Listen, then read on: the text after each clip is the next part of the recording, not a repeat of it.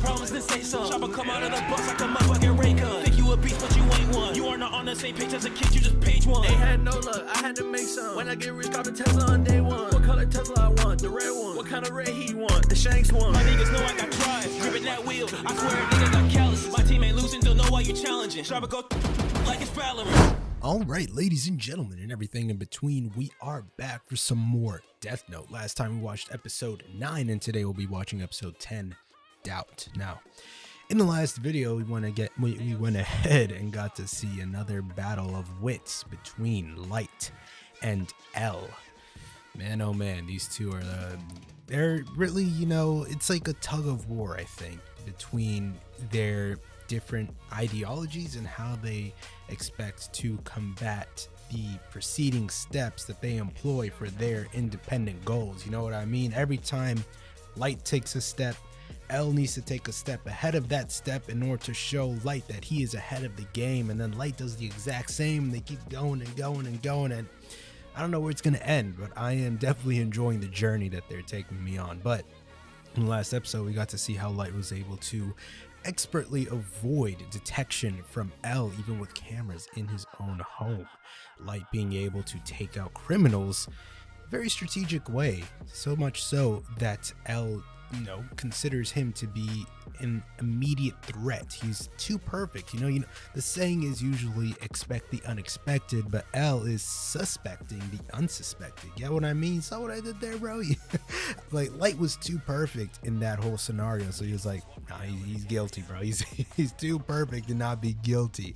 Like, he's doing everything that, like, it's weird. I feel like the way L is thinking about it is like, when you're looking at someone that you're suspecting to do a crime, you expect them to do certain things, but then when they do the exact opposite of those certain things, it's almost as if they know what to do. You know what I mean? It's like the two things are linked, and it's like, this is the unsuspecting thing, right? It's like what you expect a normal person to do, but that is like completely independent on what you would think a criminal would do. So then a criminal would do something like this, and the criminal knows people are looking out for them to do that certain thing, so they do something exactly opposite of that, so that they aren't suspected. And normal people will be like, oh, okay, they're not doing anything wrong because they're not doing what I would suspect them to do. But L was looking at it like, you're doing exactly what I would expect you to do, which means you're doing what you don't want me to think that you're doing. It's weird. It's all mind games. I don't even think I explained it right. I don't even know what I just said, but it's like Light is sort of being too perfect and too analytical with every step that he's taking, and L is catching that. So it was really cool to see how L was able to sort of analyze the way Light was operating, and sort of just seeing through the charade that Light was playing, this whole like perfect son thing. And yeah, L was, you know, impressed, and even though they took the cameras out of the home, L was like, all right, you think you could play me? I'll show you, bro. Light was over here taking his exam, and directly behind him, of course, was L, who just, I guess, snuck into the class and was able to take this exam with him. And as surprised as Light was, it was pretty interesting that he was still able to score so highly on the exam, so much so that they were both honored because they had a tie for scoring the highest on the exam. So L pulled up with him at that ceremony, and they both gave a speech. I don't know how, like, L just sort of finagled his way into this class, but he did, and they rewarded him for it. And you know, they had that little scene right there where they had the red and blue aesthetic between Light and L, and I'd say it was amazing to see. I like this, like like I just said in the beginning, the mental tug of war. It's like they're fighting with specific plays, and they're trying to show each other who is alpha in each step, and it goes by in each episode like they're trying to show, like, nah, I know what you're doing, and I'm getting ahead of it, even though they both sort of know what's going on. Like, L definitely suspects Light is Kira, and then Light knows that L knows that he's probably Kira, so they're just trying to play this game as carefully as possible. And it's really funny to see how they just go about all that. But let's stop talking here. Let's get into the episode here, episode 9. Full reaction links in the description, early reaction links in the description. But without any further ado, let's get into episode 9. or no, episode 10, Doubt. I'm going behind, not ahead. Like, what am I doing here? I gotta stay ahead of the game, like they're doing. Oh boy, where are we at? All right, tennis. He's still in the fucking school.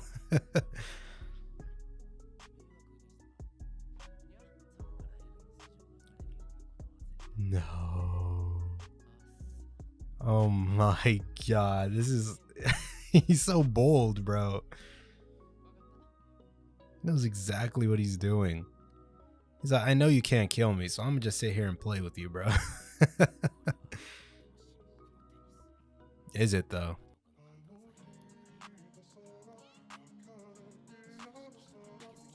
Yep.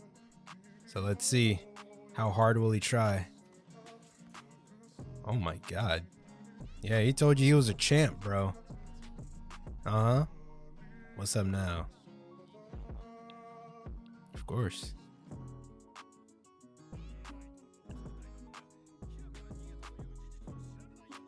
Ooh. Your own son got you really stressing over this, bro.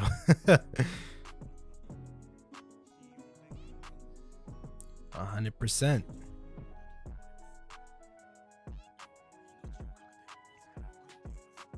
Yeah, he's in the field.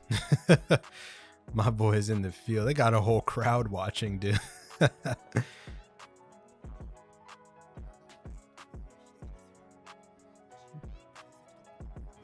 Top scores. And they're expert tennis players. That's what I was saying, bro. That was exactly what I was saying. How do you get out of this looking innocent if doing the innocent thing still makes you look guilty?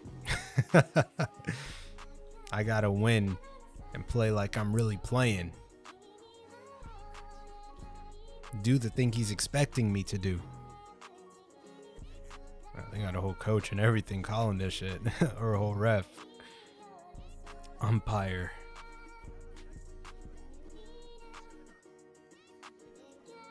Junior high champion. Oh shit.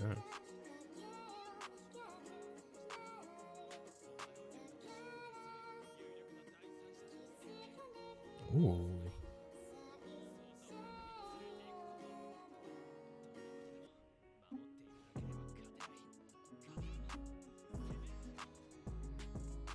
That's fire. That was clean. I mean, that's what L was doing, right? He was going out for the attack. He played a little bit more aggressive with this one.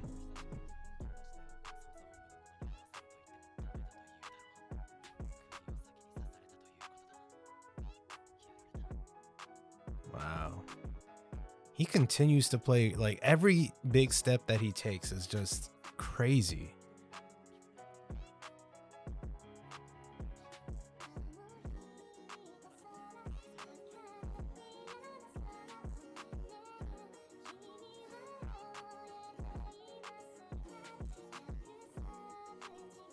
%. That's his thinking stance. What was that thing Shikamaru did whenever he played that game? Like put his hands like this or something like that. That's L's version.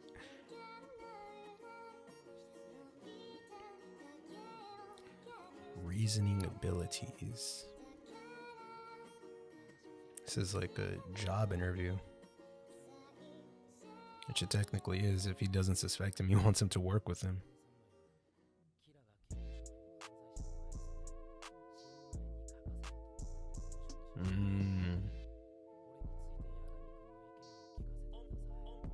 He specifically made them write that, right?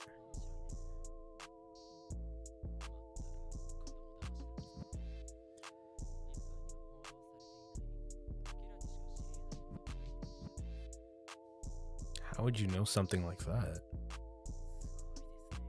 Oh, okay, yeah, those notes. Never mind.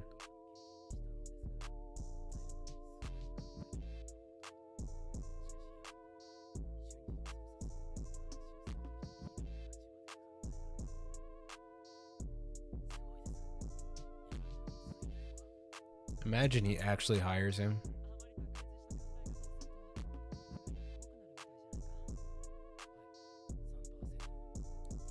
He's up by 3%. Oh my god.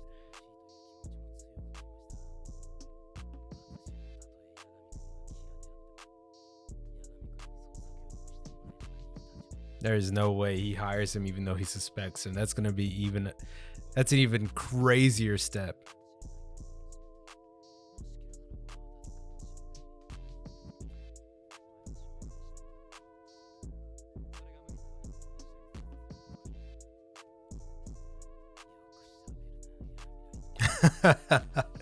He does talk a lot. Wow, every time Light talks, his suspicions go up.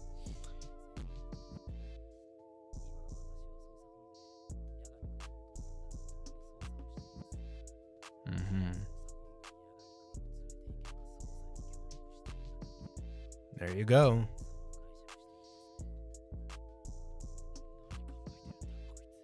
He is making big moves right now. This whole episode was just big moves. Who's calling him and him?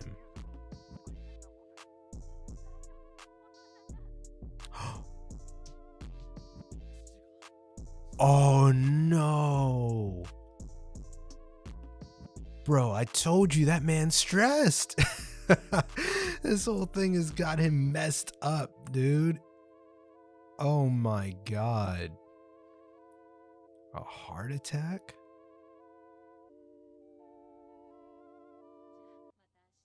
Hope he's good.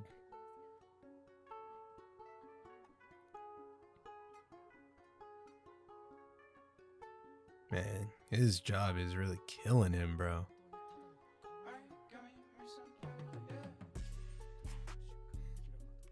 I thought it was Kara. Oh, nah.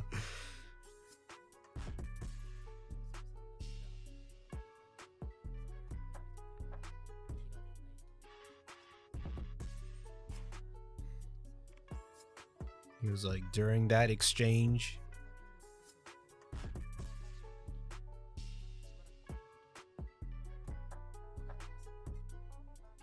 During that exchange, my suspicions went down by 1%, but after that shit you just asked me, I am now 50% sure.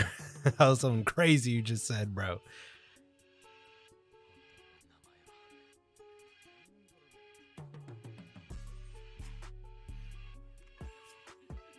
Oh boy, not the glare on the glasses.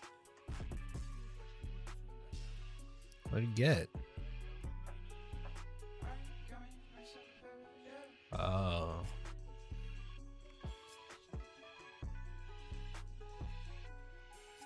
Oh, Light wouldn't do this. This is a fake.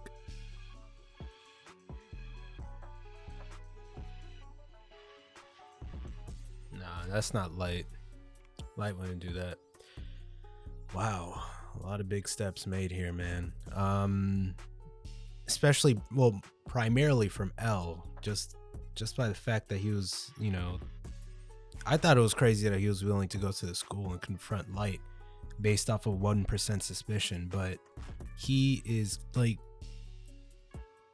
I don't know, man. The steps that L takes, every decision that he makes is like crazy.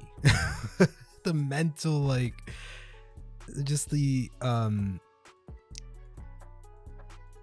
what's it called? It's like his decision-making process. I don't understand how his brain works, because I feel like everything he's doing is calculated. He's not at the, I guess, the cusp of his cue. Whatever that means. He's not running out of ideas. I feel like there's a, you know, a step-by-step process that he's trying to take, and at this point, maybe his goal was to get a Light to work with him. Man. And even if it wasn't, like,